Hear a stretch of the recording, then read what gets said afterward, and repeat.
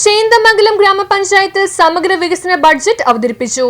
ചേന്ദമംഗലം ഗ്രാമപഞ്ചായത്ത് കമ്മ്യൂണിറ്റി ഹാളിൽ വെച്ച് നടന്ന ബഡ്ജറ്റ് സമ്മേളനത്തിൽ പഞ്ചായത്ത് വൈസ് പ്രസിഡന്റും ചെയർപേഴ്സണുമായ ബെസി സെബാസ്റ്റ്യൻ ബഡ്ജറ്റ് അവതരിപ്പിച്ചു. 2026-27 വർഷത്തേക്കുള്ള വാർഷിക ബഡ്ജറ്റ് ടൂറിസം മേഖലയ്ക്ക് ഊന്നൽ നൽകി സമഗ്ര വികസനം എന്ന ലക്ഷ്യത്തോടൊപ്പം വയോജനങ്ങൾ, സ്ത്രീകൾ, കുട്ടികൾ, പാലിയേറ്റീവ് എന്നീ പ്രത്യേക വിഭാഗങ്ങൾക്ക് പ്രാധാന്യം നൽകിയുള്ള അനുയോജ്യ പദ്ധതികൾ ഉൾപ്പെടുത്തിയിട്ടുണ്ട്.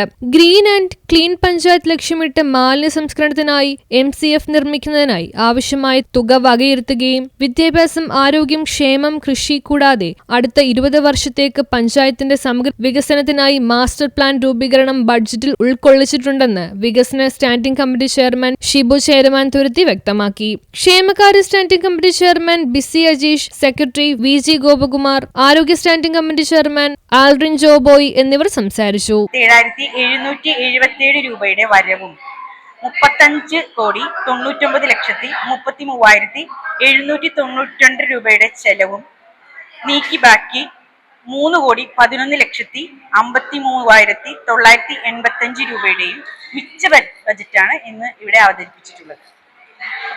ടൂറിസം മേഖലയ്ക്ക് ഊന്നൽ നൽകി സമഗ്ര വികസനം. News bureau, Paravur.